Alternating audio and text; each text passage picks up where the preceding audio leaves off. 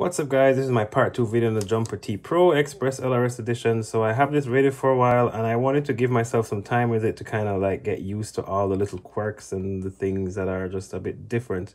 As you guys know, when you get something new, goggles, radio, you have to take time for your muscle memory to kind of relearn everything. Now, like many other reviewers, this was my daily driver before, my Jumper T light, and even when I was moving from the X light that I had before, the switches, everything is in the same position, but it took me some time to get used to the arming switch because the X light had this really tiny switch that my finger just got used to always feeling.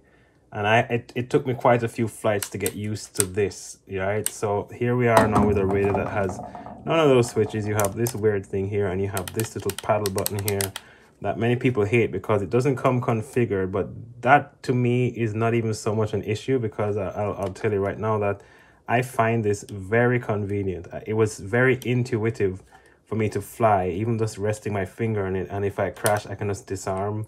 When I'm ready to take off, I just hit that and I just go. It feels very intuitive. So I remember when I was just moving to the T light, every time I land, the way I land, I always like, as I touch the ground, I disarm. And that's a process that you have to really do it a few times to get used to, you know, the right moment to turn your drone off so it doesn't sit there and, you know, chew itself up if it hits the grass or whatever. So this actually, I've never missed it. It's always just there, right? But what feels weird is this little switch here. So some people might think, oh, they're just going to put their arming on this switch. It feels weird to me to reach it. I don't know. Every time I'm trying to look for it to change my mode, so this is my mode switch the way I have it. It feels like I have to really like search for it. So yeah, that's what I'm currently still getting used to. And yeah, the way I set this up, I don't know if you guys saw my first video, but the way I set this up was just a simple start and stop. I didn't do any double tap, any holding down of anything. And I don't recommend that. I just did this to kind of just get used to the fact that this is here. What I might change it to is hold down to start instead of just pressing it once, because you can do that. You can set a delay for it to actually start. And I think that's the better way of doing it. Second thing, let me see, I have not used these guys. They're here if you want to, if you fly a plane, and you probably want to use this as a head tracking, whatever, or to turn the flaps or whatever it is. You got those there. You can configure them. These buttons to me have no use. You could use this as a stop to start your drone. You know, that you could do that if you want to, but trims are good.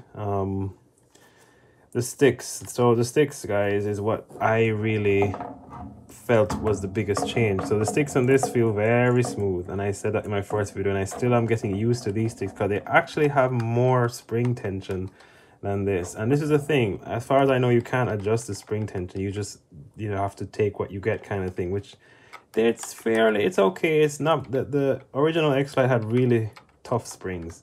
This one has really intermediate springs. They feel perfectly fine. You know, maybe after some use they will stretch out, who knows, but I still feel like I was smoother on this one. Maybe I've used this so much that it just, I don't know, the springs might have stretched. As far as I know, it kind of seems like they're the same gimbal. The only thing is that this gimbal is recessed into the body of this radio, so it feels a little bit more compact. And I don't know, the way your thumbs sit are very different. So this one is a bit higher, so you hold it. The ergonomics are really good. Like, I really like how it feels in my hand. It's really, really good, but it does feel a little bit different. Like I said, guys, in everything, you're going to feel this feeling like, oh, this is not what I'm used to, because once you get a new radio, it's just, it's different. It's something it's going to be feeling different in your hand. It takes your brain some time to get used to something different. So don't just touch it and be like, oh, this doesn't feel good, and just throw it away. You need time with it. You know, the finish of this radio, speaking of touch, I don't really like it.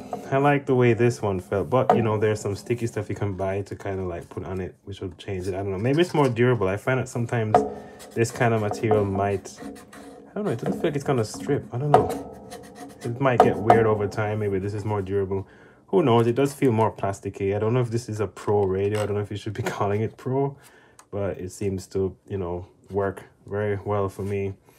Other than the gimbals and all that stuff, the other quirk I have is the USB port.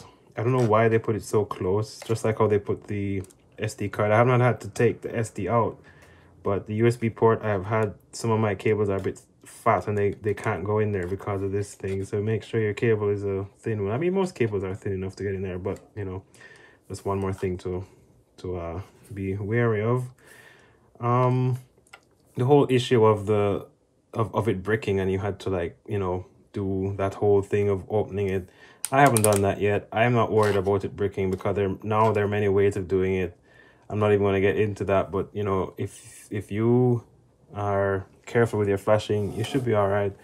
And even if it does break, I feel like I'm pretty confident to know that, you know, I can get it back. I do have an FTDI adapter if it comes to that.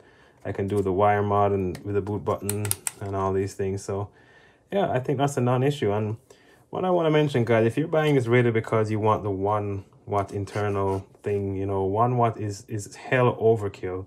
I would have gotten the Zorro radio because I think most people at this point are either thinking about this or the Zorro. This just looks a little bit more appealing than the Zorro because it has the 1 watt internal module, which is pretty good. In my test, it's held up pretty well. This doesn't have a fan as far as I can see. Somebody mentioned that in my last video that this doesn't have a fan. And I'm like, oh yeah, that's true. And it can get pretty hot. It doesn't get hot out here. If you touch the heat sink right here, it's very hot. So in there it does get quite hot, especially on 500 hertz. I flew it 50 hertz on 1 watt just to see how long it would go. Of course, 500 hertz on 1 watt is where it's really gonna burn. But I recommend putting this on dynamic power. There's a dynamic power that comes in the latest firmware of Express LRS, and it's pretty good. What it does, it starts out at the lowest, like 10 or 20 milliwatts, 25 milliwatts, or whatever it is. That's the lower setting on this one. And as you fly away and your packets drop, it then turns the power up. I've had very good results with that. And what I do, you can set a limit. My limit is set to 500 because I don't even need anything more than 500 to be serious. Like, to be honest, like, you know, unless you're really like going to some thick bandos or wherever you want some penetration, then, you know, I would have been okay with the Zorro and it's 250 milliwatts. So if that's your deciding factor, just know that 250 is what I used on this. I have never had a fail-safe on this, never. And I've gone way out there, 2 or 3 miles. I tried to turn the antennas for the drone, the null point towards me, and it still didn't fail safe. So 250 is actually really good. If you're on 50 hertz also, it's really, really good.